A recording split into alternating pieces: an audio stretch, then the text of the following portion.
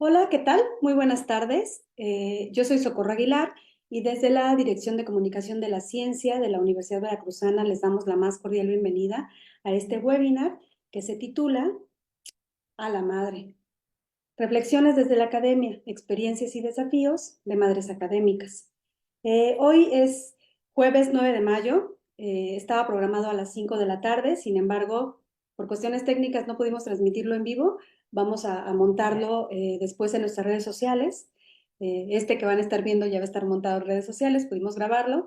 Les quiero comentar que detrás de bambalinas, digamos, estábamos hablando sobre el calor extenuante, ¿no? Que nos está volviendo locos, locas en este momento y pues que nos disculpamos por cualquier cosa que puedan escuchar derivado del calor. Bueno, nos acompañan en este conversatorio, en este webinar, las doctoras María Toledo Garibaldi, Verónica Moreno Uribe, Rosalba Aguilar Velázquez y Guiomar Melgar. Y por supuesto, una servidora, María de Socorro Aguilar.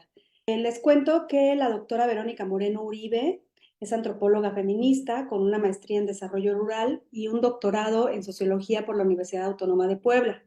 Ella tiene experiencia postdoctoral en el Instituto de Investigaciones en Educación de la Universidad Veracruzana. Es actualmente profesora, investigadora en la Facultad de Antropología y en la Maestría de Educación para la Interculturalidad y la Sustentabilidad también en la Universidad Veracruzana. Ella forma parte de grupos de trabajo y redes feministas como Claxo y la Red de Mujeres Feministas de Veracruz.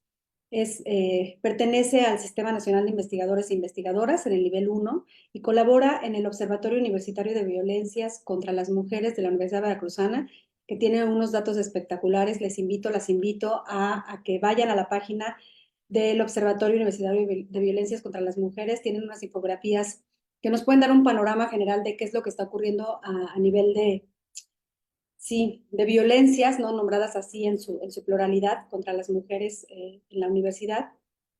Además, la doctora Verónica es colaboradora y asesora de la Cátedra de Excelencia Mujeres en la Ciencia y la Tecnología, en la UB también, y sus líneas de investigación se centran en la interculturalidad crítica y de género, los trabajos de cuidados en contextos de precarización y violencia y en comunidades de cuidados y procesos para la reproducción del vivir. Para ella, la maternidad ha sido una experiencia vivida desde una perspectiva feminista, donde ha reflexionado junto con sus hijas sobre la construcción de la feminidad en un contexto de violencias. Ella ha tejido estrategias para enfrentar las barreras que enfrentan las mujeres, convirtiendo la maternidad en una oportunidad de subversión y resistencia. Muy bienvenida, doctora Verónica. También está con nosotros la doctora María Toledo Garibaldi. Ella actualmente es postdoctorante en el Instituto de Ecología. María combina su investigación con la maternidad en este momento. Tiene una hija de 1 añito de edad. Ella también hace parte del Sistema Nacional de Investigadoras e Investigadores. Es consultora de restauración ecológica en Pronatura Veracruz. Ella tiene un doctorado en ciencias forestales por la Universidad de Toronto y ha trabajado en ecología y restauración ecológica en diversos tipos de vegetación, tanto en México como en Canadá. Además ha sido docente a nivel de licenciatura y posgrado y como nuestras otras colaboradoras, pues tiene múltiples investigaciones, tanto científicas como divulgativas. Además ha recibido premios, ¿no? Reconocimientos nacionales e internacionales por sus proyectos y ella destaca dos, el Women for Climate y el Doctoral Research Award en Canadá. Además, está con nosotros también la doctora Rosalba Aguilar Velázquez.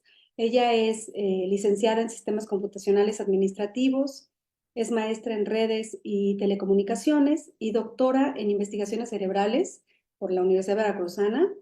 Su investigación se centra en la neurobiología del autismo y el desarrollo de herramientas tecnológicas aplicadas al autismo y al desarrollo de habilidades sociales. Ha ocupado cargos académicos y de asesoría en educación y medio ambiente en Veracruz y además conduce programas para la televisión y las redes sociales que tienen que ver con divulgación de la ciencia. Como madre, la doctora Rosalba, como madre de 2 hijos adolescentes, pues ella siente, piensa que encuentra un equilibrio entre su carrera y su familia, ¿no? Y que para ella sus 2 hijos son una fuente de inspiración y motivación. Y también está con nosotros la doctora María Guiomar Melgar. Ella tiene maestría y doctorado en ciencias de los alimentos, es investigadora en el Centro de Investigaciones Biomédicas de la Universidad Veracruzana y bueno, su investigación se centra en la etnobiotecnología alimentaria y ambiental para la salud. Ella pertenece también al Sistema Nacional de Investigadores e Investigadoras, está en el nivel 2 y igual que las otras colaboradoras, que las otras colegas, tiene múltiples publicaciones, tanto de divulgación como de publicaciones científicas. Y bueno, decirles que ella como madre separada, pues combina su experiencia personal con la investigación, así que colabora en proyectos sobre y de personas cuidadoras y personas neurodiversas.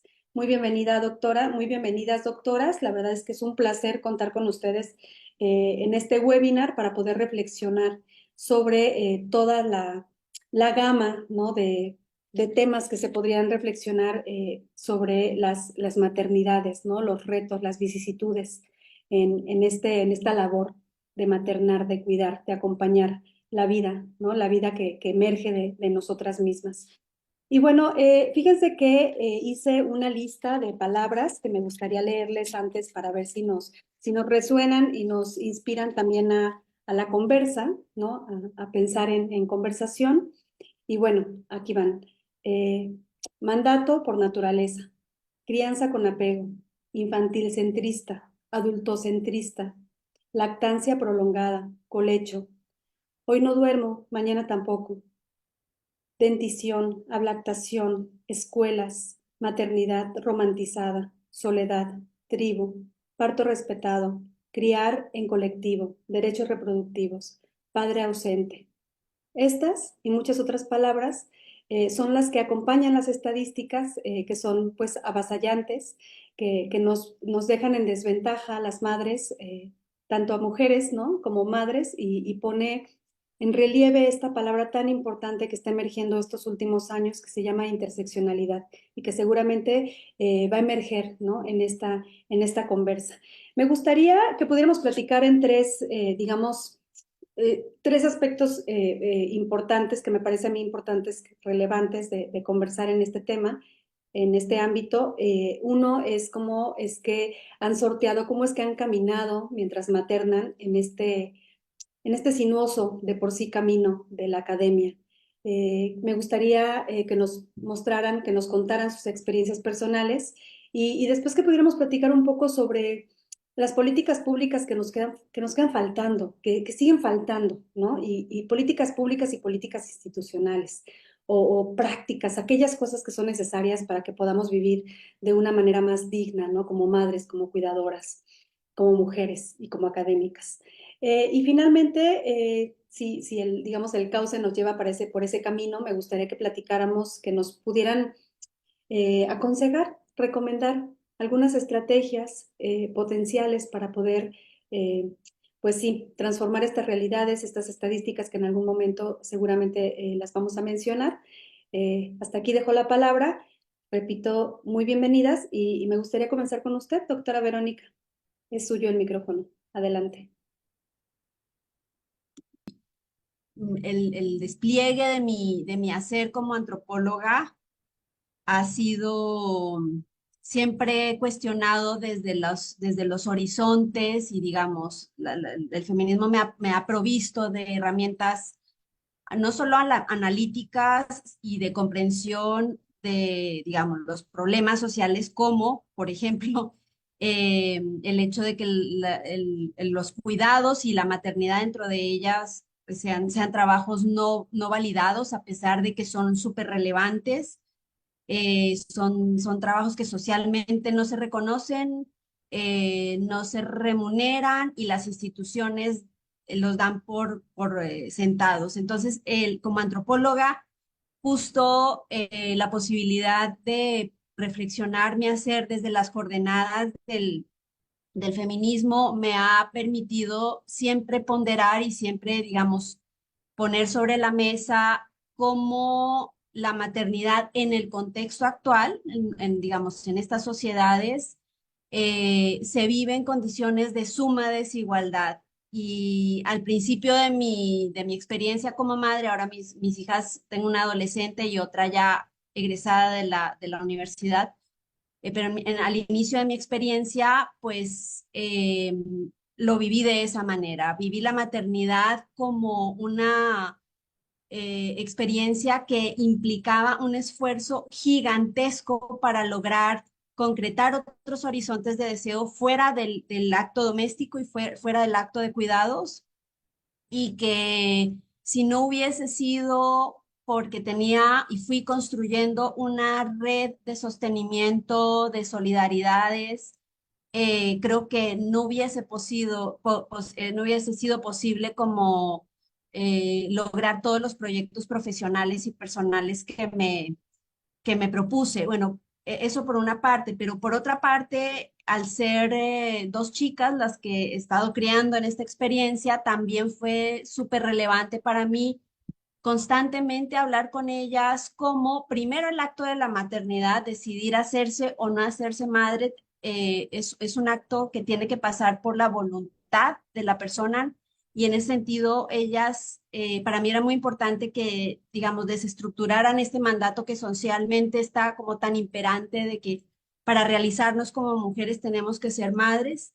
Entonces, por una parte, que entendieran e introyectaran que es una decisión que ellas tienen que tomar si es que la quieren tomar en algún momento de su vida, en condiciones de libertad para ellas, pero por otra parte, era importante y siempre ha sido importante para mí que entendieran que además de la experiencia del maternaje, era fundamental que ellas apostaran por proyectos que no necesariamente giraran en torno a la crianza y a los cuidados, sino que ellas tuvieran posibilidad del despliegue de su persona en otros ámbitos, dado que yo, digamos, al inicio de mi experiencia fue muy complicado lograr cómo conciliar. De hecho, ahora que me dedico al estudio de los cuidados, observo que la idea de la conciliación es una trampa. Y bueno, aquí lo dejo para darle la palabra también a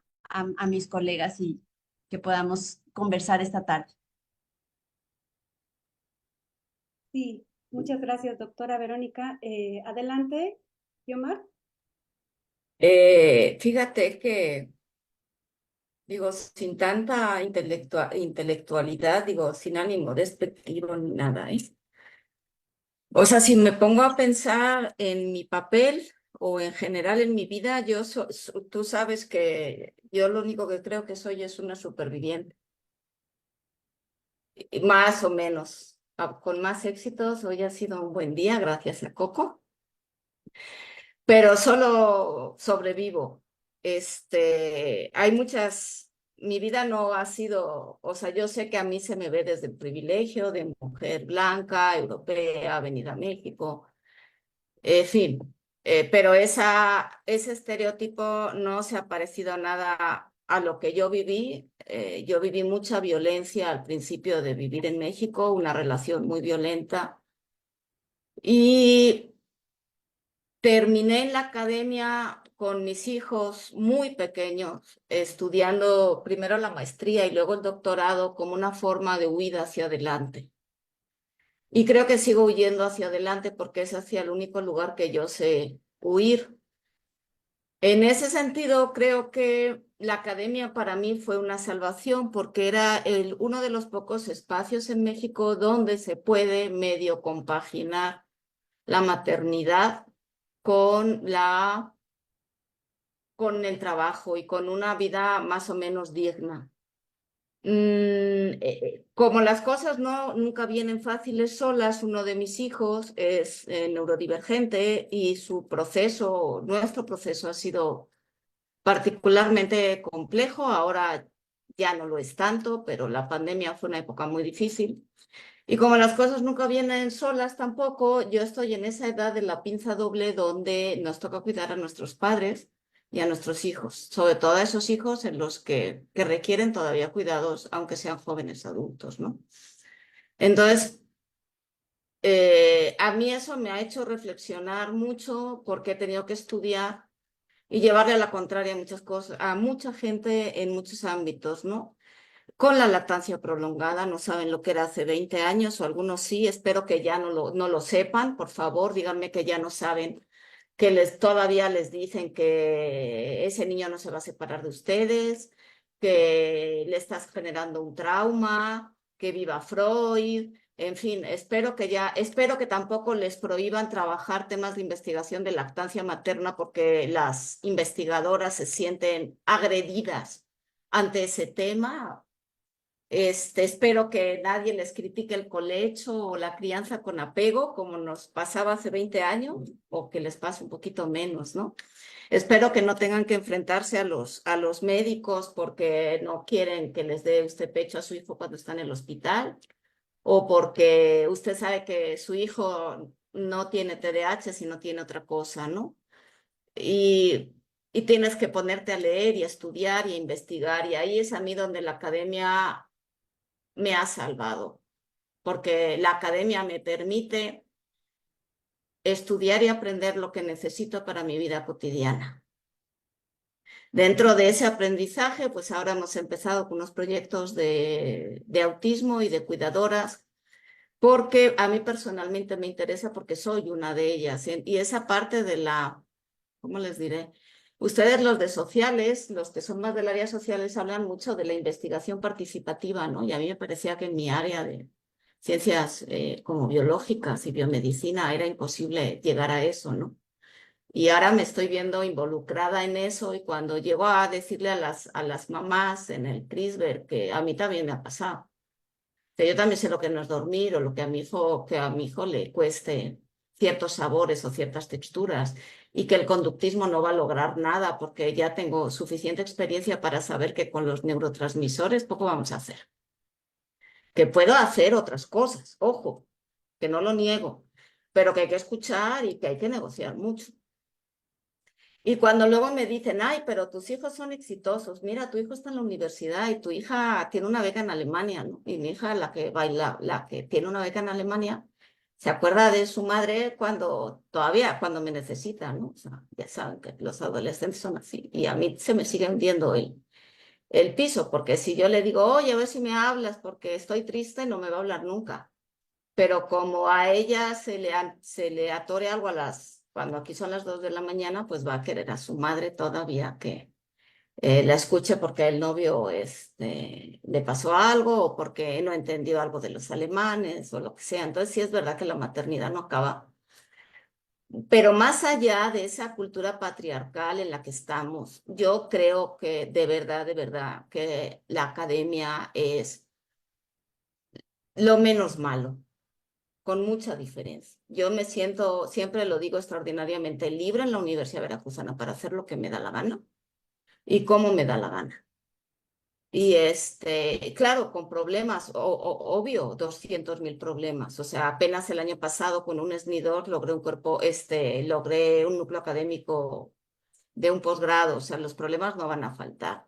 Y la gente no va a cambiar a la velocidad que quisiéramos que cambien, ¿no?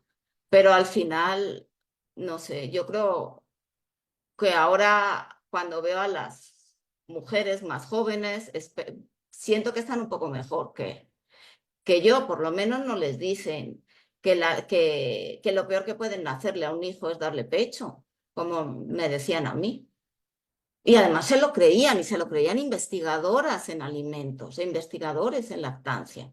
Entonces, siento que hemos mejorado y que hay que seguir en ese camino de mejora y de supervivencia, como los salmones, porque pues es lo que nos toca, seguir abriendo brecha. Gracias, gracias, doctora Guiomar. Me parece que ahí tocaste muchísimos puntos, ¿no? Que son muy debatibles, muy cuestionables, podríamos seguir hablando a partir de tu participación por muchísimo tiempo, ¿no? A mí sí me parece que uno de los lugares laborales más nobles para maternar podría ser la academia, sin embargo, las estadísticas no dicen lo mismo, ¿no? Las estadísticas pues son apabullantes y a veces hacen falta estadísticas también en nuestros propios contextos, porque no existen estadísticas. Entonces me hace pensar en que si en Estados Unidos y en el Reino Unido el 50% de las mujeres dejan su carrera de tiempo completo después de su primer hijo, ¿qué sucede acá? ¿No? ¿En qué momento, o sea, si ya es el 50% que se supone que son países pues que tienen ciertos avances, pues no me imagino aquí en México, ¿no? En otros países latinoamericanos, ¿cómo estarán esas estadísticas que las hemos buscado y que pues hasta ahora no las encuentro tan fácilmente. Bueno, pues también está el otro dato, en Estados Unidos y en Canadá, el 83% de las mujeres publican menos que los hombres, ¿no? Las madres publican hasta un 83% menos que los hombres que son padres también, ¿no? O sea, digamos que la referencia es madre-padre. Bueno, doctora Rosalba levantó la mano, adelante. Sí, hola, pues muchas gracias también por la invitación y por poder comunicar mi experiencia como mamá académica y como mamá investigadora, etcétera. Y precisamente retomando un poquito lo que mencionaban, yo quiero empezar diciendo que nadie sabe lo que es ser madre hasta que eres una de ellas. Y entonces no puedes entender a otra mamá hasta que eres una de ellas. Entonces creo que todas con base en lo que platican y en su experiencia podemos de alguna manera vernos reflejadas, ¿no? Porque lo que quizá no está pasando una, también lo ha pasado la otra en cierto momento. Entonces, si tuviera yo que contestar cómo ha sido ser mamá dentro de la academia, te diría duro, complicado, retador, desafiante, desgastante, cansado. Y por supuesto que tiene todo el lado positivo, ¿no? Que implica la maternidad, como yo decía cuando hablaba de mi reseña, o sea, el ser madre es quizá lo que me impulsa a salir adelante, pero yo tuve un contexto muy particular que muy probablemente muchas otras lo tengan. A mí me tocó estudiar el doctorado con hijos pequeños, donde había que cumplir precisamente por eh, eh, este, como está marcada nuestra sociedad mexicana, ¿no? Donde la mujer es la que primordialmente atiende a los hijos y es la cuidadora, bueno, pues cumplir ese rol durante el día. Entonces yo tenía que llevar a mis hijos pequeños a la escuela y atenderlos y todo lo que implicaba. Y entonces cuando ellos por fin dormían, era el momento de empezar a estudiar. Entonces eso implicaba que viera muchos días el sol salir y empezar de nuevo la dinámica del día. Es decir, que mi oportunidad para poder estudiar era toda la noche y al otro día, bueno, pues había nada más que bañarse para volver a arreglar a los hijos, llevarlos a la escuela, alimentarlos. Y por ahí como unos videos o algunos memes que de repente vemos en las redes sociales donde dice, dejas a los hijos y sales corriendo, ¿no? Porque tienes 4 horas nada más para comer, dormir, preparar, etcétera, etcétera. Bueno, pues ese meme soy yo o ese meme fui yo. Sin embargo, durante todo ese trayecto del estudio del doctorado, muchas veces, por supuesto, quise tirar la toalla y decir, como lo mencionabas, yo tengo una formación profesional tecnológica y entonces se me ocurre viajar a un doctorado del área médica que no tenía nada que ver con lo que yo había estudiado profesionalmente, que eran las neurociencias y específicamente el autismo. ¿Por qué? Porque, bueno, pues al hacer algo que yo quiero compartir, porque es la motivación que me hizo estudiar neurociencias, es el poder entender los cerebros de mis hijos. Yo veía que tenía un niño que hacía algunas cosas que me parecía que eran diferentes al resto de los demás, y entonces las demandas de él también eran diferentes, y yo debía atenderlas como mamá. ¿Por qué? Porque quería que él la pasara un poquito mejor de lo que yo creía que podía pasarla si no la atendía. Entonces empecé a buscar algunas alternativas de escuelas para él, etcétera, y entonces la respuesta era, no, está muy pequeño y tiene que crecer más para ir a la escuela, para aprender otras cosas, etcétera, ¿no? Otras habilidades. Entonces yo dije, yo tengo que estudiar algo que me permita entender el cerebro de mis hijos. Y bueno, pues gracias a eso pude tener una relación con mamás, con hijos con diferentes trastornos. Yo me especialicé en el autismo, pero pude tener esta convivencia con mamás de niños de síndrome de Down y otras características. Y ha sido maravilloso porque cuando tú ves los retos que ellas enfrentan, tú te das cuenta que tus retos no son nada, ¿no? Y eso te ayuda y te motiva más a seguir adelante y también te motiva a hacer algo por. Ahora desde la academia, que es lo principal a lo que yo me dedico, es decir, soy maestra frente a grupo, el tener ese conocimiento de esas características que pueden tener los jóvenes que a lo mejor no han sido observadas o no han sido identificadas porque les tocó otro, otro nivel de conciencia, ¿no? Por ejemplo, del autismo, que ahora hay mucho más información y es mucho más fácil detectarlo, no por otra cosa, sino porque hay más maneras, hay más herramientas para poder hacerlo. Entonces, eso también me permite a mí poder ver a mis alumnos desde otra perspectiva, desde el momento de decir, tengo un alumno que no va a clases o que es rebelde o que es contestón, etcétera, porque atrás de él hay algo. Entonces, quizás si yo no fuera mamá, no sería tan empática o tan sensible a las necesidades de mis alumnos. Entonces, aunque ha sido retador, ha sido complicado, ha sido difícil, me permite ver a esos chicos de manera diferente y creo que eh, es algo que no cambiaría, que creo que es también una parte de una misión de vida, el que uno pueda lograr que ellos tengan un momento diferente o mejor de lo que podrían pasarla si haces algo por ellos como académica. Entonces, bueno, quiero cortar aquí porque para darle oportunidad a María o a alguien más, pero bueno, quería decir eso, ¿no? Creo que podemos entendernos y vernos reflejadas unas a otras. Y bueno, efectivamente, la academia a lo mejor podría ser lo ideal, pero no todos nuestros contextos son iguales, ¿no? A lo mejor si yo me dedico en un instituto a solamente investigar, y tener un horario específico y enfocarme a eso, pues sea un regalazo, pero cuando eres una académica que tiene que viajar en diferentes facultades todo el día y que a la vez tomar un tiempo para hacer investigación y a la vez tomar otro tiempo para hacer otros trabajos para complementar las finanzas cuando eres mamá proveedora, como es mi caso, ¿no? Entonces, creo que podría ser muy desafiante, pero bueno, pues es un contexto en particular y bueno, aún así la academia pues es muy noble. Muchas gracias, doctora. María, está tu micrófono listo. Sí, gracias, Coco. Gracias por la invitación. Pues yo quiero retomar justo ese punto de los diferentes contextos, ¿no? La pluralidad de las maternidades. Naturalmente no es lo mismo, ser mamá como estudiante, tratando de posicionar tu carrera, cuando ya estás posicionada con una carrera consolidada, o ser mamá de una bebé, de una niña, de un adolescente, de un adulto, ¿no? Como todo eso. Y como menciona Rosalba también, el tipo de trabajo, ¿no? Que también es muy diverso en la academia.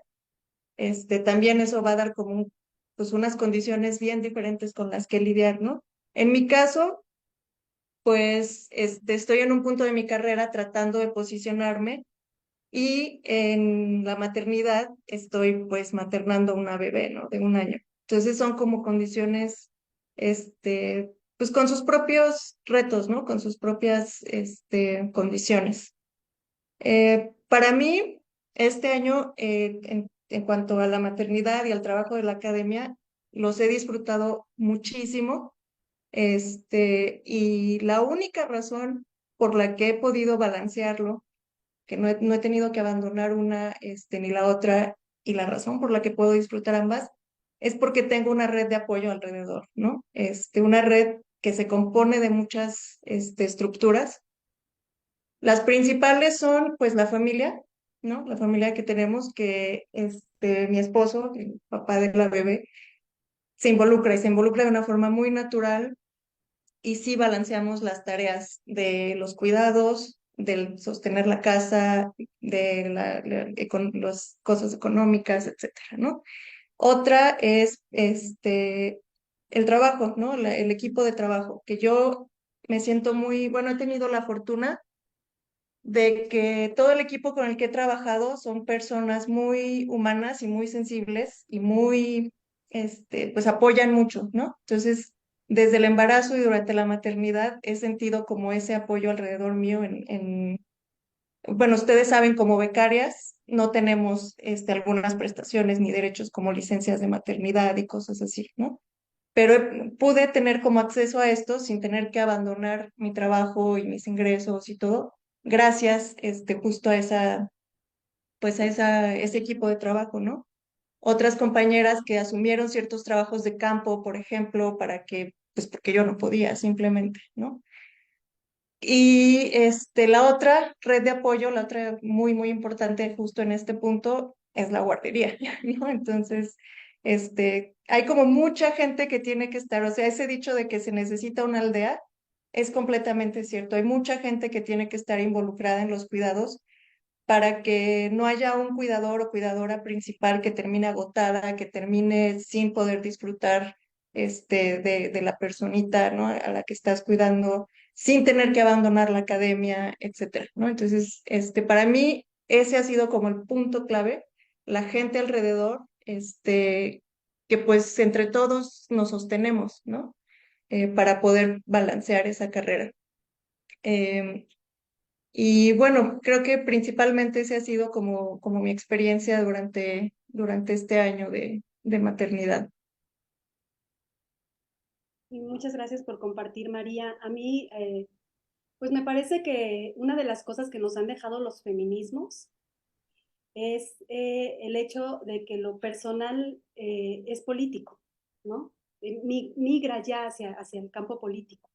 Se politiza, y se politiza el cuerpo, y se politiza la maternidad, y se politizan muchas otras cosas, las violencias, ¿no? En casa, que es el principal lugar donde ocurren, pues se politizan, y ese es un área de oportunidad, pues, muy importante para nosotras, y me hace pensar cómo es que a veces esta noción de tribu, ¿no? Esta noción de red, también puede convertirse en un mandato, también puede convertirse en un espacio de violencias. Y me refiero a las otras personas cuidadoras, ¿no? O sea, no sé, yo en este momento pienso en mi madre, que es una mujer de 70 años que ya crió 5 hijos, pero que ahora ocupa mucho tiempo, muchas horas de su tiempo libre, ¿no? Entre comillas, cuidando a sus nietos, porque ella lo asume como una obligación, ¿no? O sea, y finalmente si lo interiorizamos o si lo intelectualizamos, termina siendo un mandato de la sociedad, ¿sabes? O sea, esta necesidad de hacer tribu y de la tribu como mandato, o sea, es como cuidado, ¿no?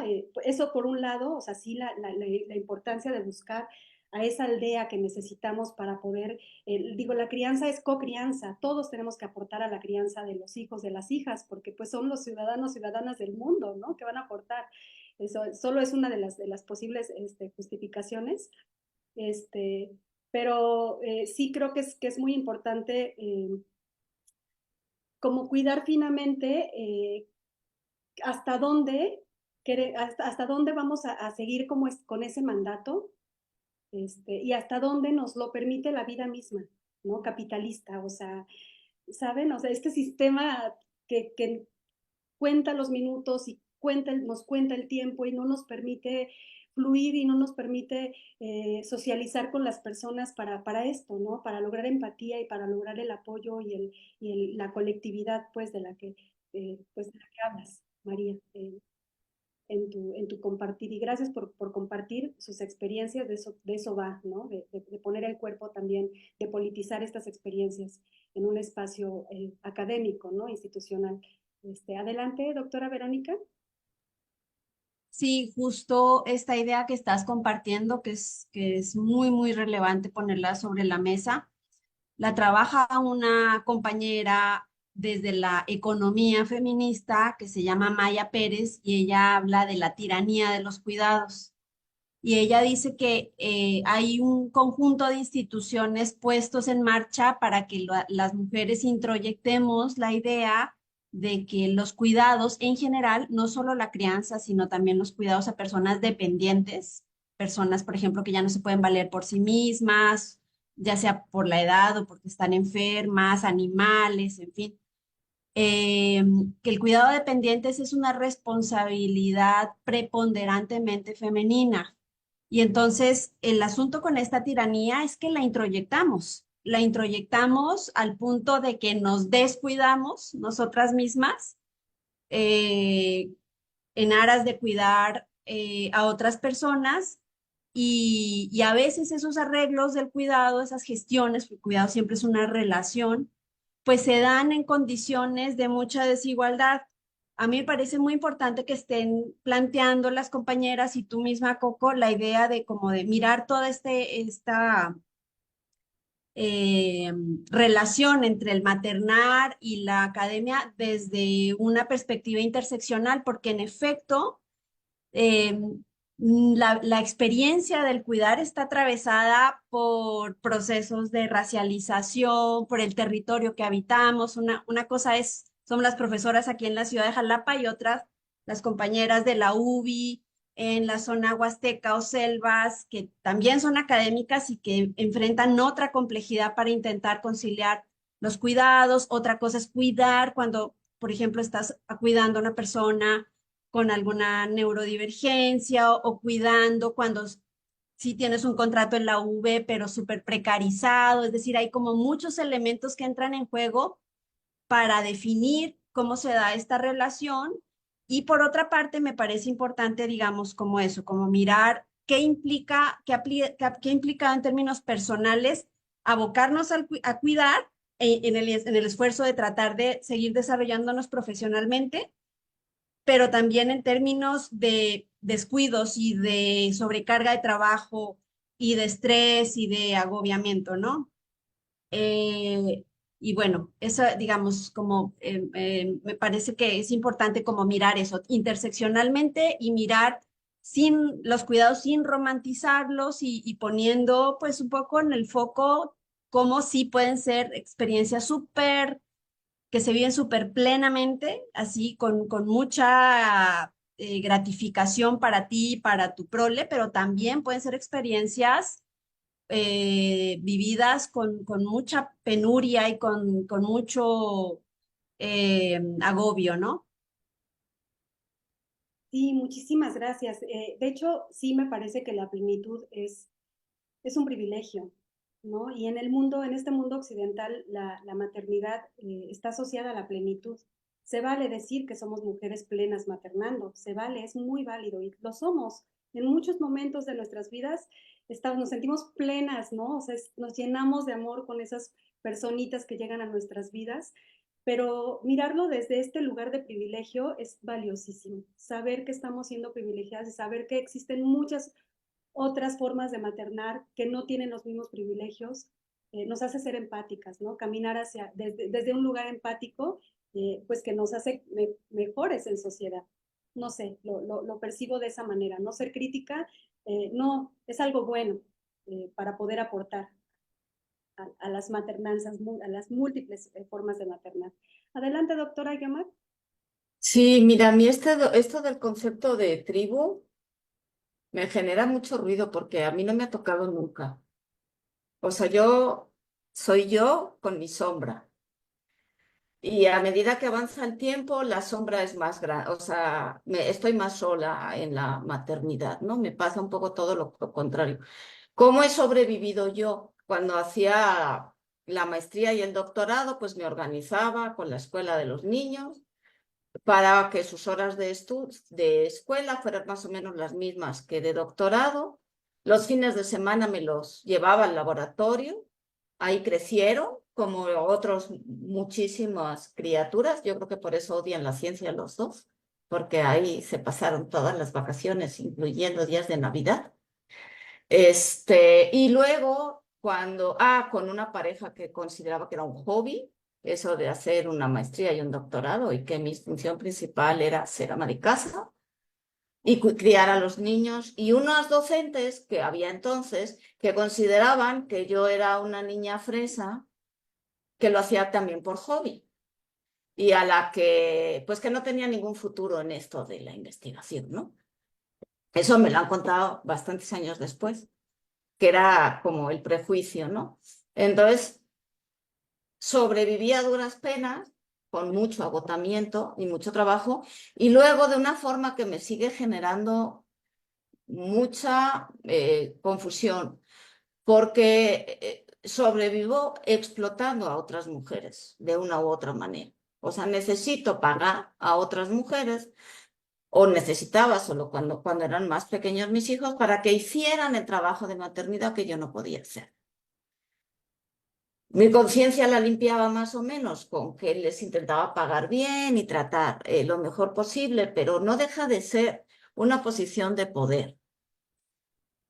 Y no debería ser así, o sea, explotamos desde el privilegio a otras mujeres para poder estar donde estamos. Y uno de esos sitios es que para que yo pueda trabajar en la academia, pues necesito a alguien que lleve a mis hijos a la escuela, que limpie la casa, en fin, cuando eran pequeños esos, ¿no? Eso.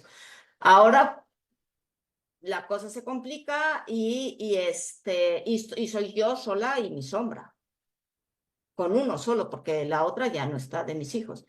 Y se complica porque la situación, digamos, cada vez es más compleja, porque ya no es un niño que puedes manejar fácilmente. Entonces, las cosas a veces se complican. Y la soledad es cada vez mayor. Los migrantes no tenemos eso de la tribu. O sea, a mí jamás me aceptaron la familia de mi pareja. Y estoy en un país que no es el mío. Mi familiar más cercano vive exactamente del otro lado del mundo, o sea, en Pekín. ¿Y cómo voy a correr hacia alguien así cuando tengo una necesidad de X cosa? Es muy complicado, es imposible. Y cuando además maternas y eres académico y no tienes una familia, es muy difícil tener otras redes de apoyo, porque no tienes tiempo de construirlas, ni energía. Y entonces, como te vuelves asertiva o estás cansado, en la cultura mexicana uno se vuelve grosero. Y entonces te alejan digamos que te ves alejado de la sociedad porque no puedes seguir por el agotamiento en el que vives y por la situación que te rodea. No se puede vivir con el cuidado a veces en las formas que exige aquí la sociedad. Entonces, a mí me parece que a veces los nuevos feminismos han inventado algunos nuevos feminismos muy bonitos y muy utópicos, pero si realmente vemos desde la cotidianeidad, o abusamos de nuestras mamás si las tenemos cerca o no las tenemos que cuidar, que me pasan con la mía con demencia, o ¿de dónde está esa tribu? Yo quiero verla porque lo único que recibo normalmente de compañeros es alejamiento y son críticas constantes a todo. Desde que mis hijos, desde que empecé en el mundo de la academia, por amamantar, por no amamantar, por llevarlos a la escuela, por no llevarlos a la escuela, por quedarte en casa a trabajar cuando se enferman, por ir a la oficina cuando se enferman y dejarlos con alguien. O sea, siempre o sea, nos falta muchísima empatía hacia la situación del otro, porque solo vemos la punta del iceberg de cada una de nuestras vidas académicas y pensamos en los papeles que debemos tener una vida perfecta porque la productividad es alta. No sé, ¿será que yo estoy como muy decepcionada y mi nivel de estrés crónico es habitualmente demasiado elevado y lo uso estas cosas como una especie de bulimia social, ¿no? Todo lo que uno se ha tragado, pues vas y lo escupes, ¿no? Pero yo no le veo esas cuestiones tan romantizadas, sinceramente, o a mí no me han tocado para nada. Ojalá cambiáramos la mentalidad de nuestras compañeras. A mí me critican a mis estudiantes postdoctorales porque tienen hijos y si se enferman no vienen. Y entonces mis compañeras me dicen que cómo les cómo les dejo hacer eso. O sea, nos falta mucho no les hablo ya de los compañeros, o sea, las propias investigadoras me están criticando continuamente la libertad que le doy a los estudiantes y a las estudiantes porque son adultos. No sé, les digo que siento que yo ando a lo mejor como muy decepcionada o muy agotada, pero yo no veo, ojalá hubiera esa tribu que tanto predicamos y que existiera esa tribu que se necesita. A mí personalmente no me ha tocado. Y cada vez la tengo más alejada. Y tengo que dejar reuniones de repente porque tengo una crisis en la casa y les aseguro que nadie me lo entiende. Ojalá fueran otras las circunstancias, ¿no? Gracias, Guiomar. De hecho, pues eso es un claro ejemplo de la interseccionalidad, ¿no? Y del hecho de que, pues, el Estado no, digamos, al capital no le conviene que hagamos tribu. Es un lugar de resistencia, es un lugar que tenemos que buscar nosotras. Y bueno, decirte que aquí está tu tribu, Guiomar. Te queremos y aquí estamos. No, yo sé, pero el día que yo te tengo que dejar una reunión porque están rompiéndome una puerta con un ataque de ansiedad, me lo tengo que chutar yo sola. Sí. O sea, a eso es a lo que voy y además lo único que consigo cuando lo cuento es que la gente se asuste y entonces quiera saber menos de las cosas y se alejen todavía más, porque esa es la realidad que vivimos muchas, ¿no? Y tienes al padre de la criatura gritándote por teléfono que toda la culpa es tuya. Que, claro, la criatura ahora mide un 80. Por eso ahora sí, ahora sí, de un puñetazo rompe una puerta. Cuando era más chiquito no rompía una puerta de un puñetazo. Pero es que los hijos tienden a crecer, también tienden a crecer. Por eso digo que, no sé, tenemos que ser cuidadosos con esos conceptos. No creo que solo sea el capital. Creo que somos cobardes o tibios en general, todos, y vivimos cada vez más metidos y metidas en nuestros mundos y en nuestros problemas que son muy grandes los de cada quien. Sí, pues muchísimas gracias, gracias por compartir. Solamente me gustaría decir que eh, esta noción de maternidad, qué tan amplia es? O sea, qué tantas implicaciones tiene? O sea, maternamos también a nuestras madres, a nuestros padres, cuando están en edad de ser cuidados, maternamos a nuestras parejas, a los varones que nos acompañan en las crianzas, o sea, maternamos a nuestros hijos, ¿por cuánto tiempo? Por toda la vida, mis padres me siguen maternando. No sé, o sea, es una noción, a mí me parece que estamos logrando el objetivo, ¿no? De nombrarle maternidades, ¿no? En toda la pluralidad, porque estamos viendo aquí todos los matices. No todos, seguramente hay muchísimos más, pero con esta participación, con esta compartir de la doctora Guiomar, me parece que vemos muchos matices y me parece que esta forma como de querer poner en la mesa estas situaciones, ¿no? Esto que queremos compartir es porque no hay lugares para compartir. No existen esos lugares, ¿no? O sea, seguimos, a pesar de que pensamos que lo personal es político y que lo tenemos que poner en el ámbito de lo político, lo seguimos dejando en casa. Y lo único que vemos desde afuera es a la doctora Guiomar Esnidos haciendo y publicando y dando clases y siendo un ejemplo para muchos y muchas estudiantes, ¿no? O sea, ahí como dejo la reflexión. Adelante, María. Cierro micrófono. Gracias. Sí, bueno, yo realmente no pretendía romantizar mi experiencia, sino más bien resaltar justo ese concepto de maternidad que nos ha, justo eso de que a nosotras nos toca todo, ¿no? De que nosotras, y esta narrativa de que somos súper heroínas y súper poderosas y la mamá lo puede todo y bla, bla, bla, es justo esa, por lo que yo digo que se necesita una red alrededor, aunque sea una red a la que le pagas, ¿no? Cuando, por ejemplo, mi familia no vive donde yo vivo tampoco, entonces no es alguien con quien pueda contar para ir a echarle los niños a los abuelos, ni nada de eso, ¿no? Y pues mi situación laboral no me da para una guardería del IMSS, entonces tenemos que pagar una guardería. A veces hay que pagar por esas redes, ¿no? Si no se pueden construir así en el inmediato. Este, y justo es eso, no nos tiene que tocar a una sola persona. Bueno, sé que hay situaciones así y hay situaciones incluso más difíciles, ¿no? O sea, hay mujeres que no tienen un trabajo estable y tienen que salir cada día a conseguir pues el dinero para comer ese día. y no tienen a nadie que les ayude. O sea, hay muchísimas circunstancias.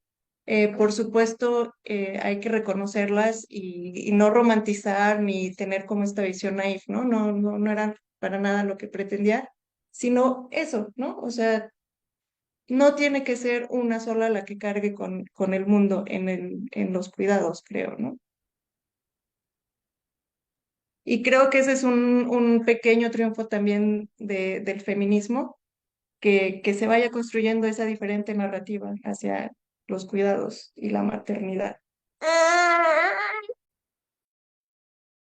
Gracias a las dos. Adelante, Rosalba. Sí, bueno, yo quiero nada más como hacer como mi propia conclusión de lo que acabamos de escuchar, ¿no? Creo yo que todo tiene que ver con los diferentes contextos. Es decir, muchos utilizamos apoyo o utilizamos esta red de apoyo que tiene que ver con la familia, eh, precisamente por eso, porque dentro de la cultura en la cual vivimos, sabemos que la abuela está ahí, ¿no? Para ayudarte o pues a lo mejor ni quiere, a lo mejor está cansada, ¿no? Pero culturalmente es la que sale a hacerte el fuerte y decirte, pues yo te ayudo. Pero también hay otras figuras, ¿no? Si no son, que mayormente son mujeres. Si no es tu mamá, o sea, la abuela, están las hermanas, es decir, las tías, que puede ser que ellas mismas no tengan hijos propios, pero que de alguna manera maternan también al ser la mamá de tu hijo por unas horas o por un periodo, o etcétera. Entonces, de alguna manera, todas, sin querer ser mamás de, de, de haber gestado, por este rol cultural que tenemos, terminamos siendo mamás. Y también quería decir que efectivamente, de acuerdo al contexto y los privilegios socioeconómicos y culturales que puedes tener, pueden definir el tipo de maternidad que tengas, ¿no? Si tienes dentro de estos privilegios económicos la oportunidad de pagar a alguien que te limpie la casa, de que alguien que cuida a los hijos, alguien de que haga ciertas cosas que por cultura tú tienes que hacer, como el cuidado de los hijos, como las actividades domésticas, etcétera. Bueno, tu contexto es diferente, pero si no, la maternidad te exige que lo hagas porque tú eres la cuidadora, tú eres la que limpia la casa, tú eres la que atiende. Y yo decía también, y las que somos proveedoras, pues aparte hay que proveer. Entonces, creo yo que tiene que ver mucho con el contexto, con los privilegios. Y yo adoro mi red de apoyo, que en mi caso he tenido el privilegio de tenerlo dentro de la familia. Porque algo que sí creo es que aunque uno no tenga la familia cerca, finalmente hay que buscar a esas mujeres empáticas, sensibles, que te puedan ayudar. Y hablo de mujeres, bueno, en mi caso yo tuve una red de apoyo donde también estaba formada por mi papá. Mi papá es el abuelo que todos los nietos quieren y se pelean por él. Pero aparte de eso, él quiso entrar, quiso ser el papá de mis hijos cuando la figura paterna no estaba cerca, ¿no? Por todo este proceso de separación y demás. Entonces, él entró ahí y dijo, yo soy porque yo amo a mis nietos. Entonces, tuve ese privilegio, pero hay muchas mamás que no lo tienen y que están fuera los papás o que ya no están con ellas. Entonces, pero creo que es indispensable que busquemos a alguien que nos pueda apoyar de alguna manera, porque si no, eh, enloquecemos, o sea, de por sí estamos ya cubriendo todos los frentes, haciendo un sobreesfuerzo. Entonces, va a llegar un momento en que el cuerpo te va a pedir, te va a exigir que lo saques y lo va a sacar de alguna manera. Entonces, si no es por la boca, va a ser a través de algún padecimiento, ¿no? Porque esa es una realidad, están las estadísticas. Entonces, creo que si no tenemos la familia cerca o no tenemos unas amistades cercanas que puedan fungir como esas familias cercanas, debemos buscar tener de alguna manera una red de apoyo que nos ayude a salir adelante. Porque solas, pues es muy complicado, ¿no? De alguna manera, el cuerpo lo va a reclamar.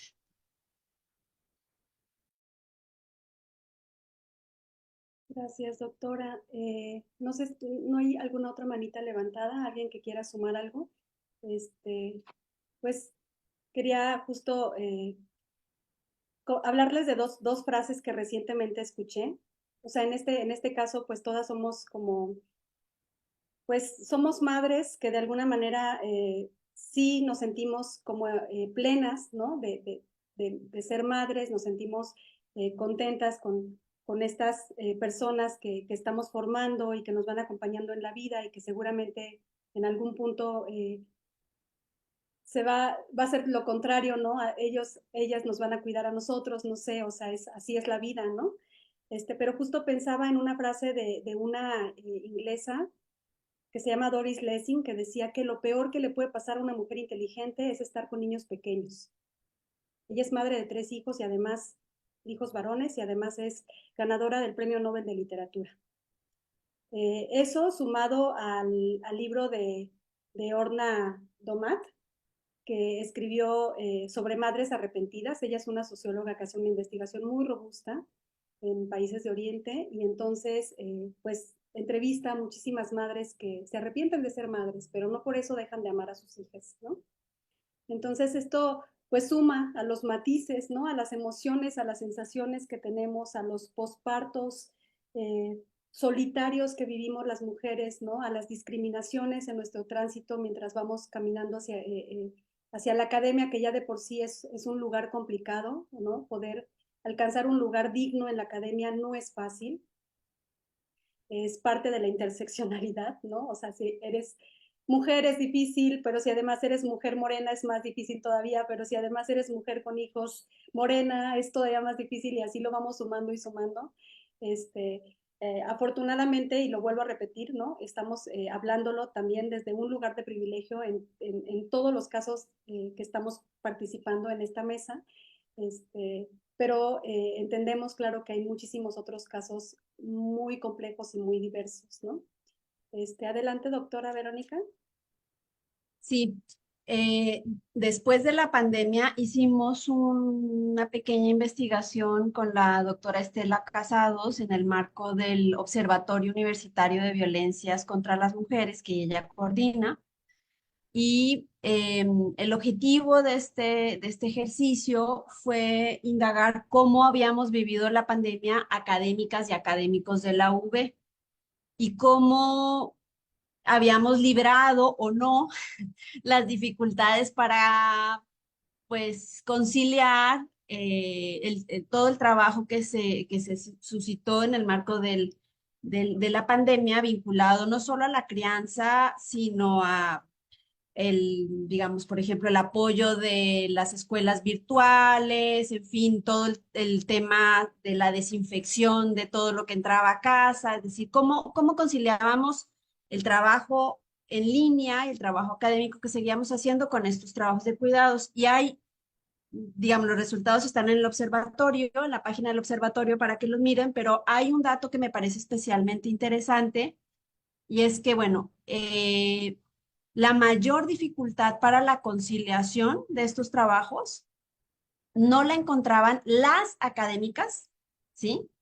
La indagación era académicas y académicos, no la encontraban las académicas al interior del espacio doméstico, es decir, las académicas no encontraban, digamos, mucha dificultad para gestionar, por ejemplo, al interior de sus espacios domésticos con sus parejas o la persona que estuvieran viviendo, para que negociar tiempos para poder conciliar. La mayor dificultad la encontraban al interior de la universidad. Es decir, cuando ellas decían, bueno, es que a mí se me complica muchísimo, por ejemplo, que mi cuerpo académico entienda que yo no estoy disponible todo el tiempo. O sea, que yo no puedo tener reuniones Zoom los fines de semana, los festivos, en la noche. Es decir, la mayor dificultad en la negociación del respeto, por ejemplo, para el tiempo de descanso o para el tiempo de los cuidados, se daba al interior de la universidad. Estos resultados los presentamos al rector de la universidad y el argumento en ese entonces era y sigue siendo que en la medida en que la universidad no observe cómo se gestan en su interior, en la lógica institucional, estas dificultades para la conciliación, pues se está dando pie a una desigualdad y a una violencia. Es decir, en la medida en que la universidad o cualquier otra institución es omisa frente a digamos, hecho de la necesidad de conciliar los diferentes trabajos, pues ahí se gesta una desigualdad. En el caso de esta investigación, esta desigualdad se concretaba en que durante la pandemia, sobre todo las académicas, incrementamos la jornada laboral. En vez de trabajar 8 horas, se trabajaban hasta 11 horas y además se incrementaba a un día más de trabajo, o sea, estábamos trabajando 6 días, ¿sí? Y con un incremento de horas diarias de trabajo y además se había incrementado las horas de cuidados. Entonces, obviamente el estado de desgaste físico, emocional, pues era brutal. Entonces, bueno, es como un llamado a que la UVE, las instituciones de educación superior, presten atención sobre este asunto y se tomen muy en serio la necesidad de construir políticas del cuidado que permitan que toda la comunidad se corresponsabilice. No son políticas para las mujeres, son políticas que favorezcan, por ejemplo, que los compañeros también se apersonen en el tema del trabajo doméstico y de cuidados y bueno, y haya mejores condiciones para que toda la comunidad tenga posibilidades de participar en la vida académica y esto no signifique pues un desgaste mayor para las mujeres sobre todo. Sí, pues muy interesantes las estadísticas. Nos gustaría que en algún momento nos compartas. Creo que hacen infografías también, ¿no? Para poder socializarlas nosotras desde la Dirección de Comunicación de la Ciencia y saber qué es lo que está sucediendo al interior de la universidad. Me parece muy importante. Y me parece también muy valioso que tomes, ¿no? Este tema de políticas institucionales, ¿no? De cómo estaba justo revisando un documento que dice que somos de los países que menos tiempo de maternidad les dan a las mujeres que tienen hijos, ¿no? 12 semanas desde los 70, desde los años 70, o sea, no ha cambiado, ¿no? 12 semanas es nada, pero además a las mujeres, a los varones no les dan, o es muchísimo menos tiempo, ¿no? Que no alcanza para los cuidados de nacimiento, pero ni tantito, ¿no? Nos desgasta más y nos suma más estrés tener que volver 3 meses después de haber parido, ¿no? Y eso tampoco lo entiende el grueso de los compañeros, pues de las personas que nos acompañan en la institución. O sea, siento también que esta naturaleza corporativista que atraviesa la universidad y atraviesa absolutamente todo, se piensa que es dueña de nuestros tiempos, ¿no? Y de nuestros todos. Y justo en este sentido, ¿no? De la necesidad de poder proponer políticas para poder caminar hacia un lugar mejor, ¿no? Para un lugar transformado, pues, en términos de derechos humanos.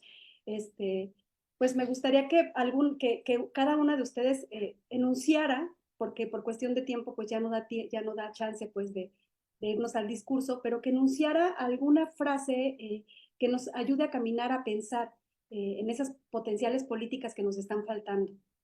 Entonces, aquí sí les nombro, ya que tenías el micrófono, Verónica, ¿puedes compartir, por favor? Sí, yo creo que es importante echar a andar procesos de diálogo y de construcción desde una perspectiva interseccional e intercultural con la comunidad académica para construir una política con una base participativa. No puede ser un proceso, digamos, pensado, diseñado solamente desde, digamos, las diferentes direcciones porque las necesidades son diversas también y si queremos pensar políticas que no terminen siendo privilegios, sino derechos, eh, pues es necesario echar a andar un ejercicio participativo que implique observar cuáles son las diversas dificultades. No son las mismas dificultades para todas las mujeres, son las diversas dificultades que enfrentamos para concretar nuestros horizontes de deseo profesionales y personales con las tareas de cuidado, de crianza que desempeñamos. Entonces, mi propuesta es que este ejercicio sea participativo, que incorpore una perspectiva interseccional, crítica, intercultural y que se haga considerando todas las regiones. Las profesoras que están en zonas rurales viven otras dificultades, enfrentan otros desafíos y bueno, y creo que esa sería la apuesta y yo creo que tenemos una magnífica persona, Anabel, la compañera Anabel que está en la coordinación de la unidad de género, creo que si ella lo propone y plantea esto como un ejercicio que integre todas las regiones, todos los sectores, pues estaría buenísimo. Creo que sería un gran desafío para la universidad. Gracias, Verónica. María Toledo. Sí, yo creo que hay varias prácticas y políticas que se pueden, pues, accionar. En cuanto a las prácticas, pues, son como inmediatas, ¿no? De los compañeros y compañeras, colegas, que pues escuchen, que estén más receptivos a las necesidades, ¿no? De las mamás y los papás en cuanto a los tiempos, son muy diferentes las necesidades. En mi caso, por ejemplo, de que haya lactarios dignos en los edificios, que no tengas que terminar ahí en un cuartucho bajo la escalera o en el baño, donde sea, donde te agarre, pues que escuchen, ¿no? Que escuchen, que sean receptivos, que adapten tiempos, reuniones, entregables, de acuerdo a estas cosas, pues que muchas veces no se pueden mover, ¿no? Que realmente. Y en cuanto a políticas, pues coincido también con Verónica que justo en ese mismo punto, ¿no? Que las instituciones escuchen todas las voces diversas, las diferentes necesidades, eh, justo para no depender de la amabilidad de los extraños, ¿no? Este, Yo tuve la fortuna de que mi asesora del postdoctorado me dio todas las facilidades, pero en la academia hay muchísimas violencias, ¿no? Entonces pude haber caído en un laboratorio que no me brindara esas facilidades y entonces algo iba a sufrir, mi vida personal o mi vida académica. Y entonces no deberíamos de estar sujetas a esa suerte, ¿no? O a esa fortuna, sino que haya garantías de que puedas continuar con las dos, ¿no? Con las dos, con los diferentes ámbitos de la vida académica y la vida de la familia. Muchas gracias. Doctora Guiomar. Y cerramos contigo, Rosalba. Yo digo, además de lo que dicen las compañeras, creo que antes incluso de las políticas, deberíamos capacitarnos en derechos humanos. No creo que logremos nada si no hay una sensibilidad mayor por parte de toda la población universitaria y en general de toda la población al respeto a los derechos humanos, más allá incluso de los feminismos. Creo que no tenemos claro cuál es la base de esa concordia, ¿no? Y sugiero volver a esa palabra que a lo mejor es antigua y suena como pasada de moda, ¿no? Pero volver a pensar en concordia en un ambiente tan crispado, porque ahora mismo yo cuando me nombran el término de políticas públicas, en lo que me imagino es en diputados peleándose o en grupos de poder peleándose entre ellos y no en la política de verdad, en la que se hace desde abajo, ¿no? Pero si no encontramos, si no nos formamos y no formamos a nuestros pares y a nuestros estudiantes en el respeto al otro, en la mirada hacia el otro, no creo que logremos un verdadero cambio, porque lo que hay que cambiar son los usos y costumbres. Porque las políticas muchas veces ya están cambiadas, las leyes ya están cambiadas, pero no hay quien cambie los usos y costumbres. Es mucho más complicado.